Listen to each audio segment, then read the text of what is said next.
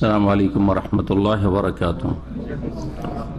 إن الحمد لله نحمده ونستعينه ونستغفره ونعوذ بالله من شرور أنفسنا ومن سيئات أعمالنا من يهده الله فلا مضل له ومن يضلل فلا هادي له وأشهد أن لا إله إلا الله وحده لا شريك له وأشهد أن محمدا عبده ورسوله صلى الله تعالى عليه وعلى آله وصحبه وسلم تسليما كثيرا. أما بعد فإن خير الحديث كتاب الله وخير الهدي هدي محمد صلى الله عليه وسلم وشر الأمور محدثاتها وكل محدثة بدعة وكل بدعة ضلالة وكل ضلالة في النار. أعوذ بالله من الشيطان الرجيم. اليوم أكملت لكم دينكم وأتممت عليكم نعمتي ورضيت لكم الإسلام دينا. মহান আল্লাহ সমস্ত প্রশংসা যে আল্লাহ রাব্বুল আলামিন তার দিনকে পরিপূর্ণ করেছেন। মানব জীবনের সমস্ত দিকের দিক নির্দেশনা আল্লাহ রাব্বুল আলামিন দান করেছেন এই দিন ইসলামে। এমন কোন দিক মানুষের জীবনের হতে পারে না যেসব ক্ষেত্রে দিন ইসলামে আলোকপাত করা হয়নি, কোরআন সুন্নাহয় সেসব বিষয়গুলিকে স্পষ্ট করা হয়নি। এ হচ্ছে দিন ইসলামের বৈশিষ্ট্য, যা পূর্ণাঙ্গ দিন। সালাত এবং সালাম নাযিল করেন মুহাম্মদ রাসূলুল্লাহ সাল্লাল্লাহু আলাইহি সাল্লামের উপর, যিনি আল কোরআন কারীমের সর্বোত্তম তাফসীর করেছেন তার কথার দ্বারা, কাজের দ্বারা এবং তার অনুমোদন দ্বারা, যার নাম হচ্ছে সুন্নাহ বা হাদিস।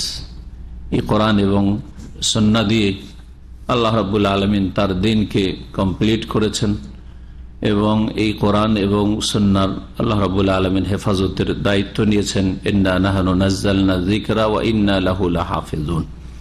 নিশ্চয়ই আমি উপদেশ নাজিল করেছি এবং নিঃসন্দেহে তার হেফাজত আমি করব, এই আল্লাহ রাব্বুল বলেছেন। কোরআন কারীমের হেফাজত, শব্দের অর্থের সবকিছুর হেফাজত আল্লাহ করেছেন এবং তা সুরক্ষিত রয়েছে। তবে কোরআন কারীমের আয়াতের অপব্যাখ্যার চেষ্টা করেছে বহু বিদআতপন্থীরা, নিজের মতো করে ব্যাখ্যা করে মানুষকে পথভ্রষ্ট করেছে কোরআন কারীম দিয়ে। রাসূলুল্লাহ সাল্লাল্লাহু আলাইহি ওয়াসাল্লাম হাদিসের হেফাজতের ক্ষেত্রে আল্লাহ রাব্বুল আলামিন বড় বড় মুহাদ্দিসিন, আইম্মায়ে কেরাম, যারা হাদিসের খাদেম, তাদের মাধ্যমে আল্লাহ রাব্বুল আলামিন হাদিসের সহিহ, জয়ীফ, দুর্বল, কোনটা গ্রহণযোগ্য মকবুল, কোনটা গ্রহণযোগ্য না মরদুদ, তা সুস্পষ্ট করে দিয়েছেন আল্লাহ রাব্বুল আলামিন। এবং যুগে যুগে এই কোরআন সুন্নাহর খিদমত হতেই থাকবে বিভিন্ন ভাবে। দ্বীন ইসলামের একটি গুরুত্বপূর্ণ সাবজেক্ট বা বিষয় হচ্ছে ইলমুল ফারায়েজ বা ইলমুল মাওয়ারিস। ইলমুল ফারায়েজ অর্থাৎ এমন একটি বিদ্যা, দ্বীনি শিক্ষা, যার দ্বারা মৃত ব্যক্তির পরিত্যক্ত ধন সম্পদ কিভাবে ভাগ বন্টন করা হবে তা কোরআন সুন্নাহর আলোকে জানা যায়। যেই বিষয় সম্পর্কে জ্ঞান অর্জন করলে আপনি জানতে পারবেন বিস্তারিত যে কোরআন সুন্নাহতে কিভাবে দিক নির্দেশনা দেওয়া হয়েছে ধন সম্পদের ভাগ বন্টনের ক্ষেত্রে। এ হচ্ছে ইলমুল ফারায়েজ, ফরিদাতুনের বহুবচন ফারায়েজ। তো এই বিদ্যাকে ইলমে ফারায়েজ এই জন্য বলা হয় যে ফরজ মানে হচ্ছে সুনির্ধারণ করা, নির্দিষ্ট করা, আর ফরজ অজেবগুলিকে ফরজ এই জন্য বলা হয় যে আল্লাহ রাব্বুল সেটাকে সুনির্দিষ্ট করেছেন, সুপরিমিত করেছেন। সেটা কমও করা যাবে না, বেশিও করা যাবে না। ফরজ 17 রাকাত দিনে রাতে সালাত ফরজ, তাতে 18-19 করা যাবে না, আর 16-15 করা যাবে না, ঠিক না? জাকাত যেভাবে আল্লাহ ফরজ করেছেন যে সব সম্পদগুলিতে, সেগুলিতে জাকাত ফরজ, আর যেই পরিমাণ যেটাতে আল্লাহ ফরজ করেছেন সেভাবেই জাকাত আদায় করতে হবে। কোনটাই 10 ভাগের 1 ভাগ, যেমন ওশর, কোনটাই 20 ভাগের 1 ভাগ, নিসফুল ওশর যেগুলো সেচ করে হয়, কোনটাই 40 ভাগের 1 ভাগ। এইভাবে আল্লাহ রাব্বুল আলামিন ভাগ করে দিয়েছেন, সুনির্দিষ্ট করেছেন। ফরজ সিয়াম আল্লাহ রাব্বুল আলামিন ফরজ করে, সিয়াম রমজান মাসের আল্লাহ সুনির্দিষ্ট করেছে, রমজান মাসেরই ফরজ, অন্য কোন মাসে সেটা খেয়াল খুশি আদায় করলে হবে না, একমাত্র ওজোর ছাড়া। আর তার পরিমাণ আল্লাহ সুনির্দিষ্ট করে দিচ্ছেন। হজের সময়, স্থান, সবকিছু আল্লাহ সুনির্দিষ্ট করেছেন। এই জন্য ফরজকে ফরজ বলা হয়। ফরজ ইবাদত বন্দেগী বা ফরজ বিষয়গুলিকে শরীয়তের ফরজ বলা হয়। এই ফারাইজকে ফারাইজ কেন বলা হয়? এই জন্য বলা হয় যে আল্লাহ রাব্বুল আলামিন প্রত্যেক ব্যক্তির কতটা অংশ রয়েছে মৃত ব্যক্তির ধন সম্পদে, তা কি করেছেন? সুনির্দিষ্ট করে দিয়েছেন, সুপরিমিত করে দিয়েছেন, তার পরিমাণ নির্ধারিত করে দিয়েছেন যে এতটা পাবে। এই জন্য ফারাইজকে ফারাইজ বলা হয়। একে ইলমুল মাওয়ারিস বলা হয়, মিরাসের বহু বছর মাওয়ারিস। মিরাস মানে পরিত্যক্ত ধন। ওয়ারাসা ইয়ারেসও থেকে ওয়ারেস যেই ব্যক্তি এই ধন সম্পদ, মৃত ব্যক্তির ধন সম্পদের অংশীদার হয়, ভাগ পায়, সে হচ্ছে ওয়ারিস। বহু বচন ওয়ারিসিন, ওয়ারিসুন। আর উত্তরাধিকারী। আর মুরিস যে ওয়ারিস বানায়। কে ওয়ারিস বানায়? যে মারা যায়, মৃত ব্যক্তি। কোন মানুষ মারা না গেলে তার ধন সম্পদের ওয়ারিস কেউ হইতে পারে না। যতক্ষণ সে বেঁচে আছে তার ধন সম্পদের মালিক সে হচ্ছে মুরিস। মুরিস জানলেন, ওয়ারিস জানলেন। আর মিরাস যেই ধন সম্পদটার যে ধন সম্পদটা ছেড়ে একজন মানুষ দুনিয়া থেকে বিদায় নেই। মিরাস, ওয়ারিস আর মুরিস জানতে পারলেন। ফারাইজ জানতে পারলেন, ফারিজতের বহুবচন। মাওয়ারিস মিরাসের বহুবচন, তাও জানতে পারলেন। দিন ইসলাম যখন পূর্ণাঙ্গ দিন, তার একটা দিক হচ্ছে যে প্রত্যেক মানুষের ব্যক্তি মালিকানা রয়েছে। আর প্রত্যেক ব্যক্তির একদিন পার্থিব জগতের সমাপ্তি রয়েছে, অর্থাৎ মওত রয়েছে, মরণশীল। সুতরাং মানুষ মারা গেলে যেসব ধন সম্পদ তার ব্যক্তি মালিকানা রয়েছে সেগুলি ছেড়ে গেলে এগুলি হকদার কে, এবং যারা হকদার তারা কে কতটা পাবে। যদি এলোমেলো ছেড়ে দেওয়া হইতো, অস্পষ্ট ছেড়ে দেওয়া হইতো, অথবা মানুষের বিবেক বিবেচনার ওপর ছেড়ে দেওয়া হইতো, তো বহু দ্বন্দ্ব, বিবাদ সৃষ্টি হইতো, আর বহু রক্তপাত হইত। জি, জুলম অত্যাচার ছেয়ে যেত। আল্লাহ রাব্বুল আলামিন চূড়ান্ত ফয়সালার পরেও মানুষ বেঈমানি করছে, আত্মসাৎ করছে, কাউকে বঞ্চিত করছে। যেমন মেয়েদেরকে বঞ্চিত করা হচ্ছে আজকালকার এক শ্রেণীর জালেমদের বদস্বভাব, বোনদেরকে বঞ্চিত করা, এইরকমই গায়ের জোরে কাউকে বঞ্চিত করা।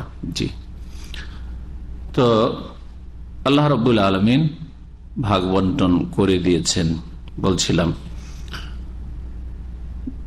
যাতে করে মানুষের নিজের হক কার কতটা রয়েছে জানা থাকে, এবং কে কতটা পাবে তাও জানা থাকে। যে পাবে সেও জানতে পারে, আর যার কাছ থেকে পাওয়া যাবে সেও জানতে পারে। এবং কেউ যাতে করে এই ক্ষেত্রে কারো ওপর জুলম অত্যাচার না করে, বাড়াবাড়ি না করে। আল্লাহ রাব্বুল আলামিন চূড়ান্ত ফয়সালা করে রেখেছেন। শুধু মানুষের পালা হচ্ছে বাস্তবায়ন করা, মানুষের ডিউটি, কাজ হচ্ছে তার বাস্তবায়ন করা। কোরআনে কারীমের আয়াত আপনাদের জানা আছে, সূরা মায়েদার আয়াত নম্বর 3। আল্লাহ পাক ইরশাদ করেছেন, আল-ইয়াওমা আকমালতু লাকুম দীনাকুম ওয়া আতমামতু আলাইকুম নি'মাতি ওয়া রাদিতু লাকুমুল ইসলামা দীনা। আজকে তোমাদের জন্য তোমাদের দিনকে কি করে দিলাম? পূর্ণাঙ্গ করে দিলাম, কমপ্লিট করে দিলাম।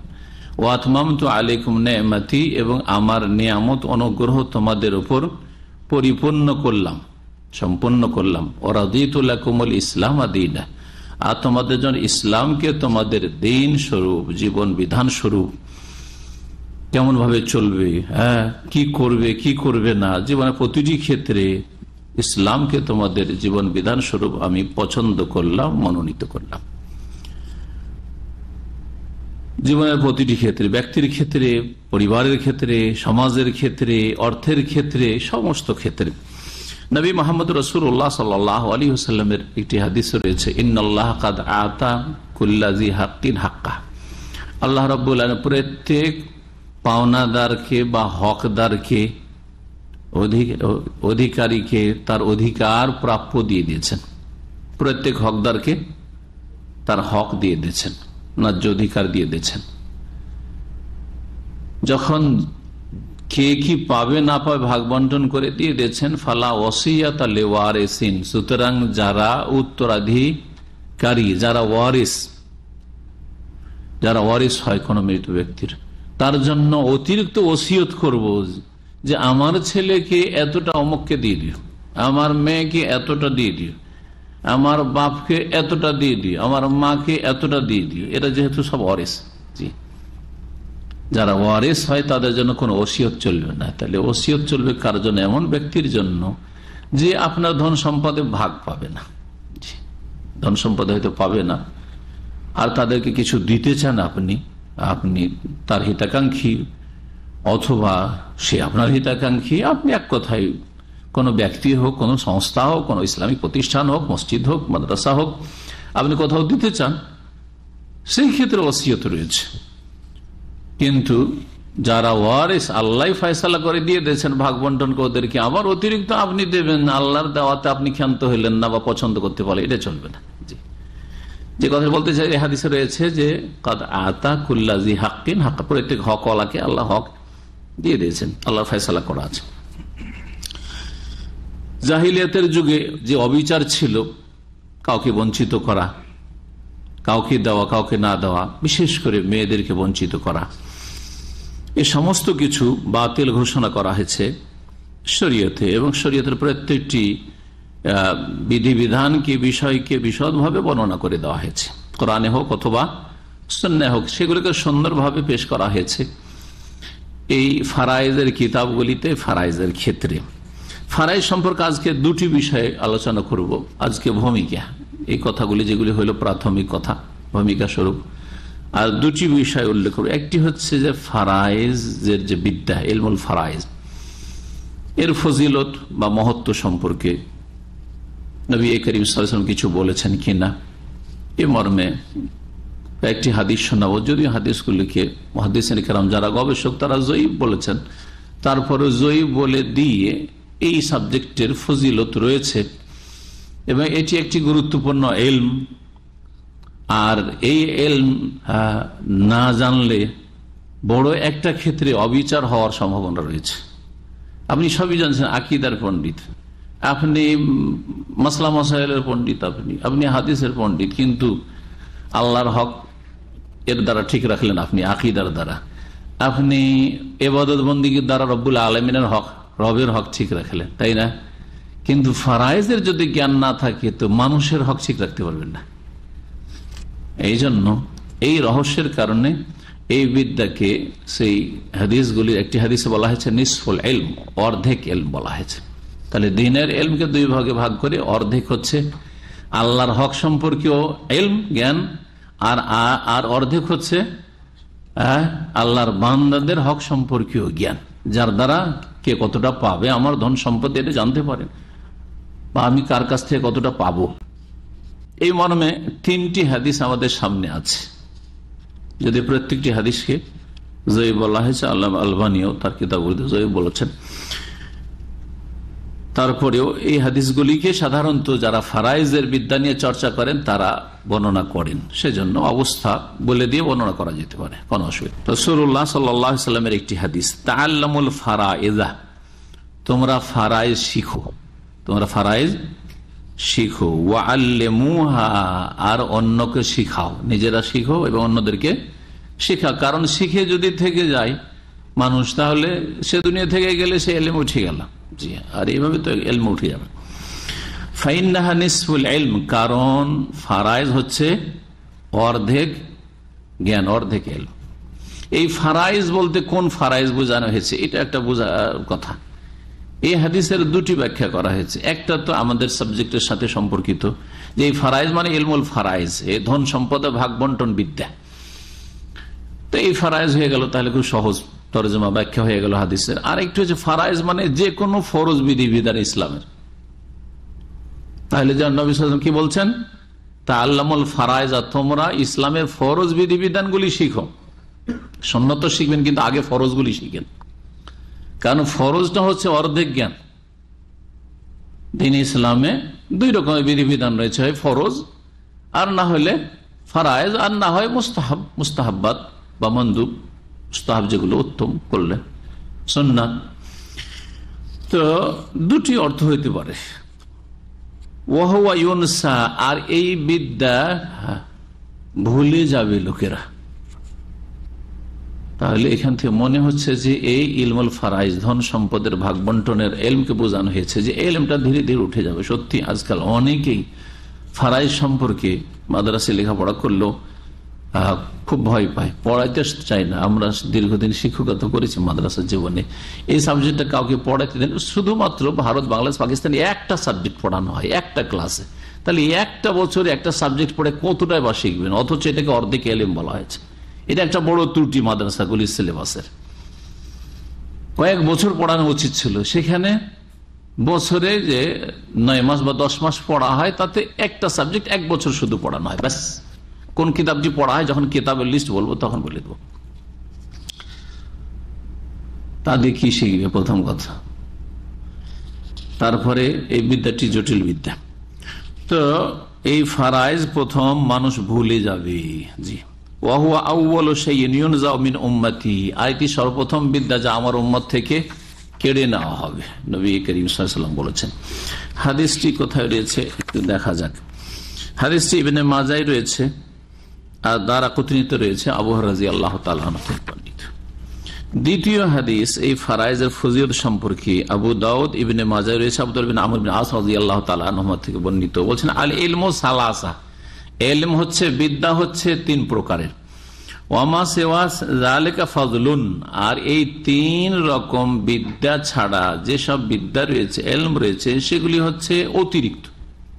ফজল মানে হচ্ছে অতিরিক্ত, ফজল মানে ফজিলত হয়, আর ফজল মানে অতিরিক্ত হয়, বেঁচে যাওয়া, বেঁচে যাওয়া। এই জন্য উচ্ছিষ্টকে আজকালকার আরবি ভাষায় কি বলা হয়? ফজলাত। জি, খাবার দাবার খেয়ে দিয়ে বেঁচে গেল, হ্যাঁ ফজলাত উত্তম। তারপরে আমাদের ভাষায় ফজুল কথা আছে, ফজুল কথা বলে না, ফালতু কথাকে, অতিরিক্ত কথা কি ফজুল কথা কেন বলছেন, এই কথা আছে বিভিন্ন অঞ্চলে। 3 রকম বিদ্যা হচ্ছে বিদ্যা, আর বাকিগুলো হচ্ছে অতিরিক্ত। আয়াত মুহকামা, যেগুলি আয়াত মুহকামা অখাট্ট আয়াত, যেগুলির দ্বারা বিধি বিধান জানা যায়, আকীদা, ইবাদত, হালাল হারাম, কোরআনে কারীমের এগুলি। সুন্নাতুন কায়েমা, অথবা প্রতিষ্ঠিত সুন্নাত, সুন্নাহর জ্ঞান, কোরআনের জ্ঞানের পরে হচ্ছে সুন্নাহর জ্ঞান। আও ফরিদাতুন আদেলা, অথবা সুবিচারকারী, ইনসাফকারী কি ফারাইজ, ফারাইজের জ্ঞান। তো এই তৃতীয় বাক্যটি যে রয়েছে ফরিদাতুন আদেলা, এর ব্যাখ্যা করা হয়েছে, ভাষ্য করা হয়েছে যে ফারাইজ, ফারাইজের জ্ঞান 3টি জ্ঞানের একটি, কোরআনের জ্ঞান, আর হাদিস সুন্নাহর জ্ঞান, সহিহ জয়ীফ, আর হাদিস থেকে ফিকহ অর্জন করার ক্ষমতা, জ্ঞান অর্জন করার ক্ষমতা, মাসলা মাসাইল ইসতিমবাতের ক্ষমতা, আর আরেকটি হচ্ছে ফারাইজের জ্ঞান। এই হাদিস বললাম যে আবু দাউদ ইবনে মাজার হাদিস। তৃতীয় হাদিস, নবী করিম সাল্লাল্লাহু আলাইহি ওয়াসাল্লাম বলেন তাআল্লামুল কুরআনা, তোমরা কোরআন শিখো, ওয়াল্লিমুহুন নাসা, আর লোকজনকে কোরআন শিখাও। কোরআন শেখা মানে শুধু কোরআনের অক্ষর তেলাওয়াত শেখা নয়, কোরআন শুধু হেফজ করানো আর হাফেজ বানানো আর কোরআনের কারি বানানো নয়, হ্যাঁ, কোরআন পড়তে শিখানো নয়, এটা সামান্য কাজে সীমিত করে দিয়েছে কোরআন কারীমে। কোরআন শিখাও মানে কোরআন যে উদ্দেশ্যে নাজিল করে সেই উদ্দেশ্য যাতে পূরণ হয়, সেটা হচ্ছে আল্লাহ পাক রব্বুল আলামিন কি সম্বোধন করেছেন, খেতাব করেছেন আমাদেরকে, সেটা জানা এবং তা আমলে পরিণত করা, তার বাস্তবায়ন করা। সেটা কোরআনের অর্থ বোঝা ছাড়া, উদ্দেশ্য বোঝা ছাড়া হয় না। সুতরাং কোরআন শিক্ষা দেওয়া মানে কোরআন নেই যে আল্লাহ সম্বোধন রয়েছে, আল্লাহর সম্বোধন রয়েছে, সেটা সম্পর্কে জ্ঞান অর্জন করা, তরজমা তাফসীর সহ কোরআন পড়া। যদিও তেলাওয়াতের ফজিলত রয়েছে, কিন্তু তেলাওয়াত শুধু যথেষ্ট নয়, হেফজ যথেষ্ট নয়, আর এটাই শুধু লক্ষ্য উদ্দেশ্য মোটেই নয়। ওয়া তাআল্লামুল ফারাইদ ওয়া আল্লিমুহা, তোমরা ফারাইজ শিখো এবং শিখাও, ফারাইজ শিখো এবং শেখো। তারা ফারাইজের কথা আসলো। ফাইন্নী ইমরুম মাকবুজুন, কারণ আমি এমন একজন মানুষ যে আমার আত্মা কবজ করা হবে, মানে আমি মরণশীল, আমারও রূহ আল্লাহ কবজ করবেন, রূহ গ্রহণ করবেন। সুতরাং আমি কখন চলে যাও আমার কাছ থেকে? কোরআন শিখে নাও, আর কি শিখে নাও? ফারাইজ শিখে নাও। জি, আর দিন ইসলামের জ্ঞান, কোরআন সুন্নাহর জ্ঞান উঠিয়ে নেওয়া হবে।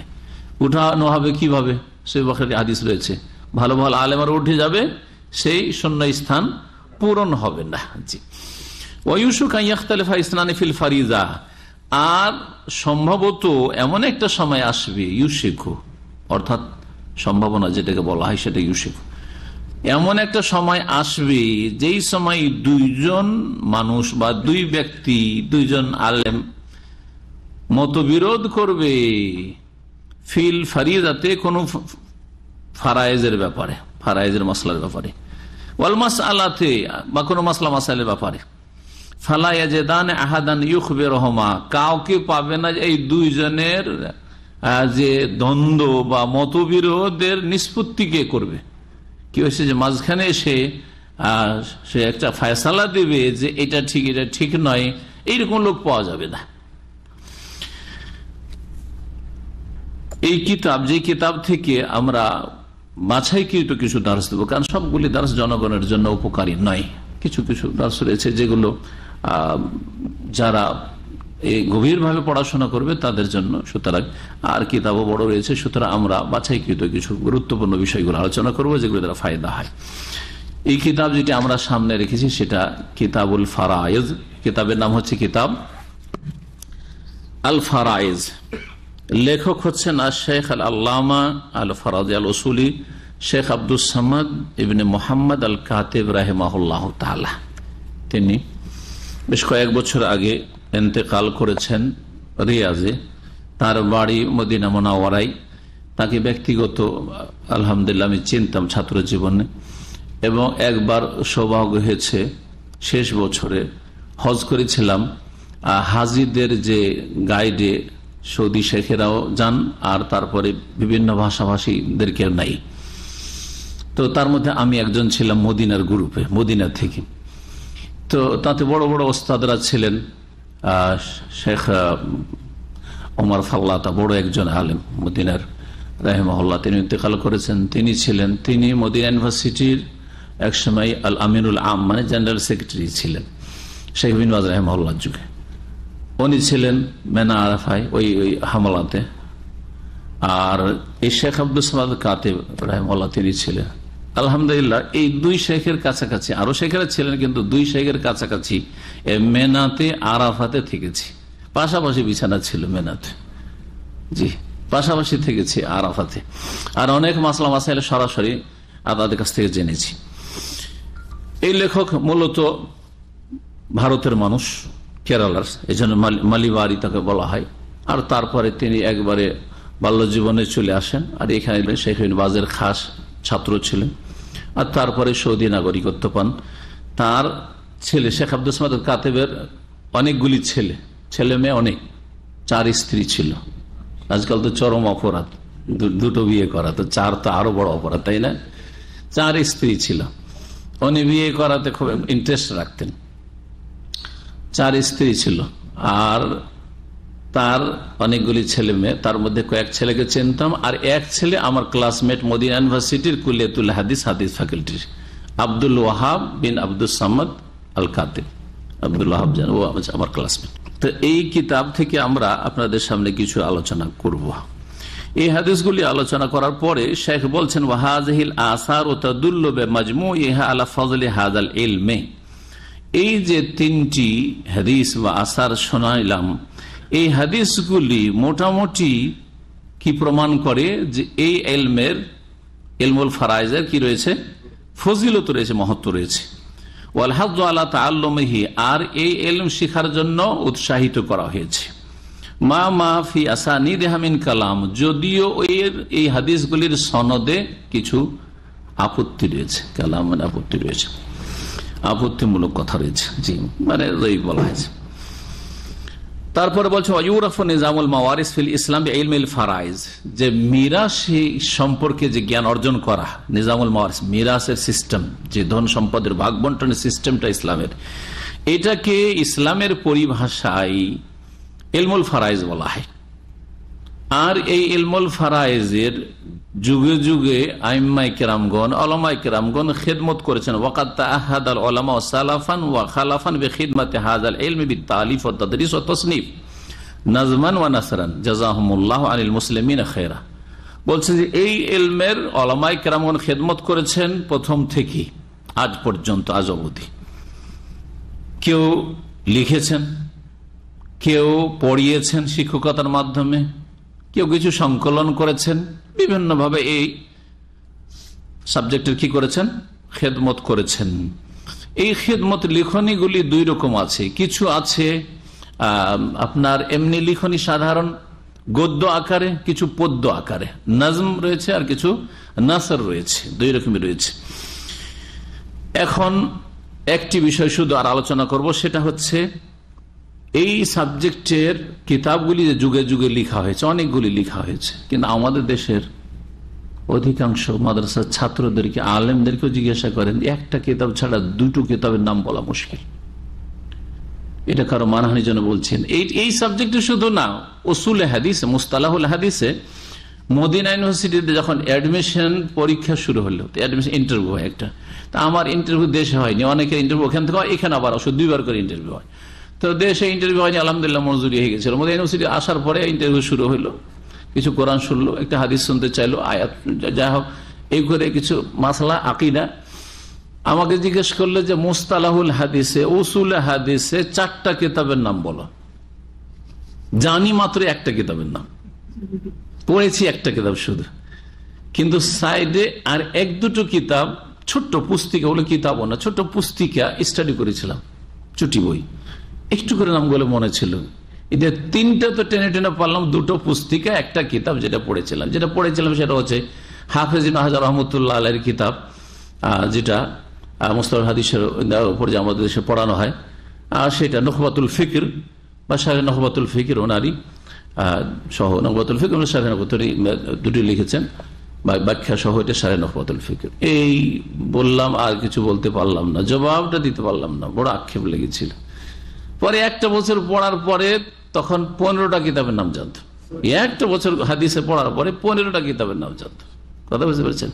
তো সৌদি আরবে বা মদিনা ইউনিভার্সিটিতে কিছু এলম যে আছে, যেটা আমার দেশের পড়া আলেমরা বুঝে না অনেক, যার ফলে হেও করে, তুচ্ছ জ্ঞান করে, আর তারপরে যার জানা নাই সেই ব্যক্তি বিরোধিতা করবে। যে জানেন না সে কি মূল্য দিবে বলেন? আমাকে যদি কেউ না চেনে চেহারাতে, তাহলে আমার আর আপনার মাঝে কি বা পার্থক্য তার কাছে? আপনিও মানুষ, আমিও মানুষ, তাই না? কোন পার্থক্য আছে? কোনো পার্থক্য নেই।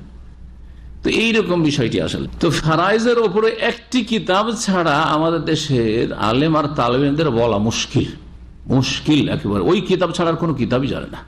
জি হ্যাঁ, জানা আছে হাফেজ সাহেব এই কিতাবের না জানা নেই কারণ? জি হ্যাঁ, বলবো কোন কিতাবটি আমাদের দেশে পড়ানো হয়, সিরিয়ালে আছে 3 নম্বরে। এই সাবজেক্টের যে কিতাবগুলি লেখা হয়েছে তার একটি কিতাব হচ্ছে নাজমুর রাহবিয়া।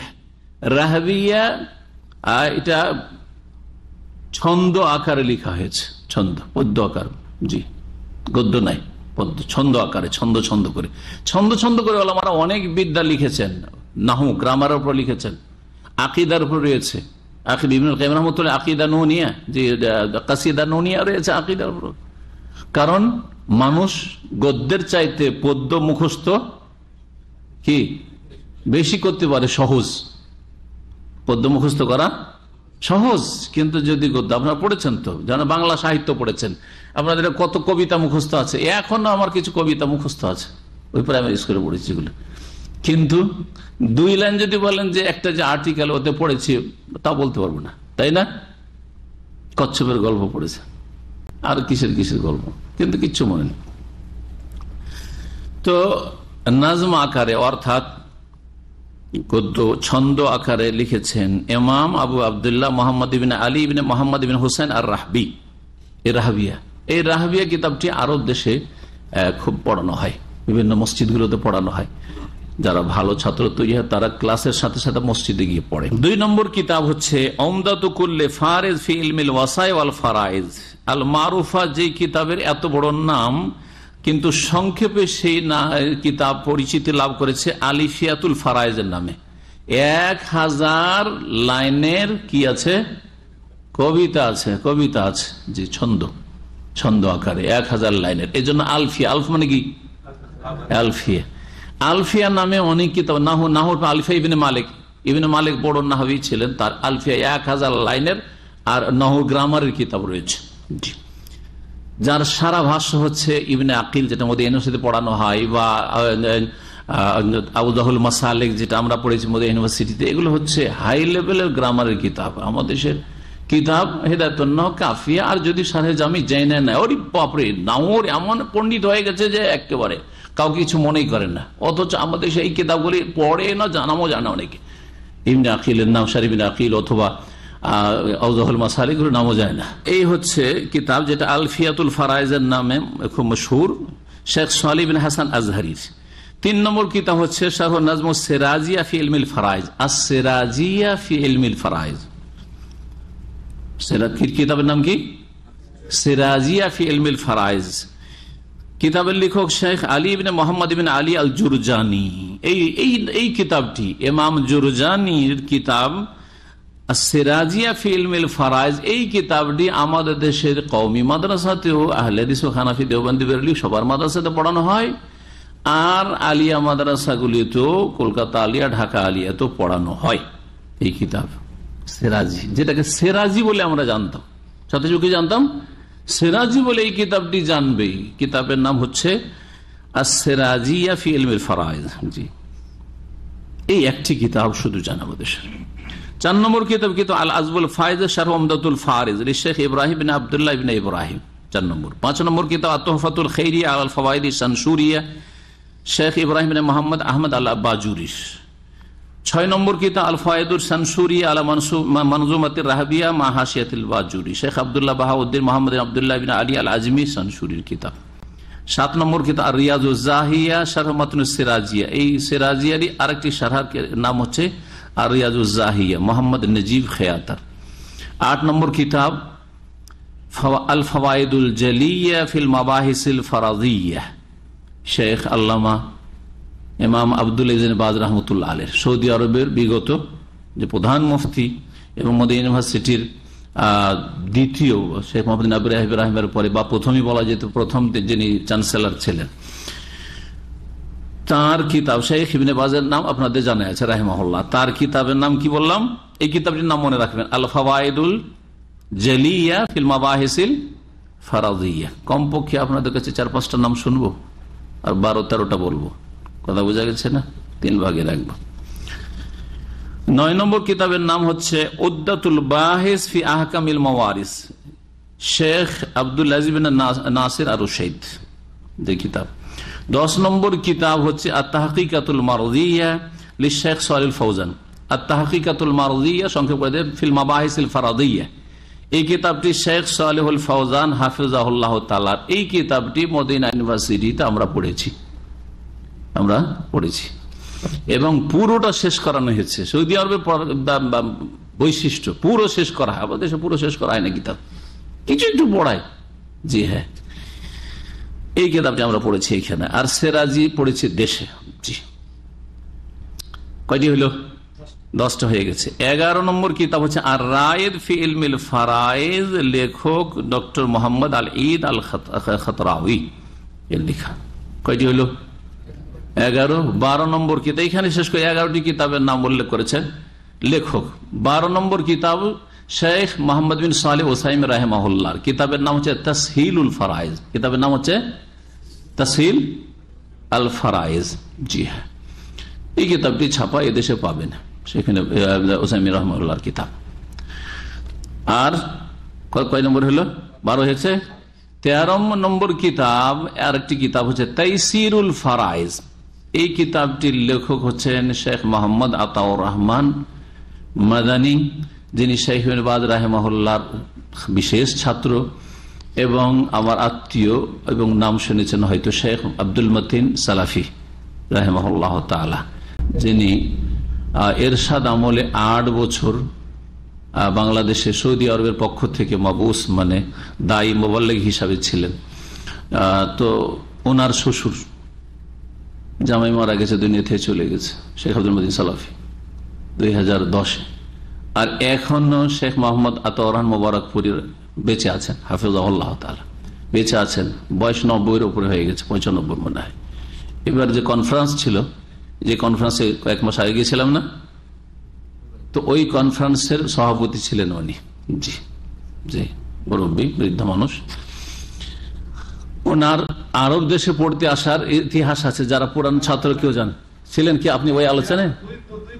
2005-এর দিকে মনে হয় নাকি, 2005-এর দিকে পুরানো সেন্টারে উনি একবার এসেছিলেন ভিজিটে। এই ওনার একটা বক্তব্য করিয়েছিলাম, বাংলা বলতে পারেন, উর্দু আরবি বলতে পারেন, খুব পুরাতন। হ্যাঁ, ওনার আলোচনা করিয়েছিলাম। উনি শিপে অবৈধভাবে সৌদি আরব এসে জাহাজ থেকে ঝাঁপ দিয়ে পড়তে এসেছিলেন। 2-3 কিলোমিটার সাগরে সাঁতার কেটে তারপরে ঢুকে তারপরে আলহামদুলিল্লাহ পড়ার চান্স পায়। তো ওনার একটি কিতাবে লিখেছেন যে সমুদ্রে ঝাঁপ কিভাবে দিলাম বিদ্যা শিখার জন্য, মোদি ইউনিভার্সিটি পড়ার জন্য। প্রথম মোদি ইউনিভার্সিটির ছাত্রেরা, প্রথম দ্বিতীয় ব্যাচ এইরকম সময়ের তারা। জি, তো ওনার কিতাবের নাম বললাম কি, তাইসিরুল ফারায়েজ। কয়টি হলো?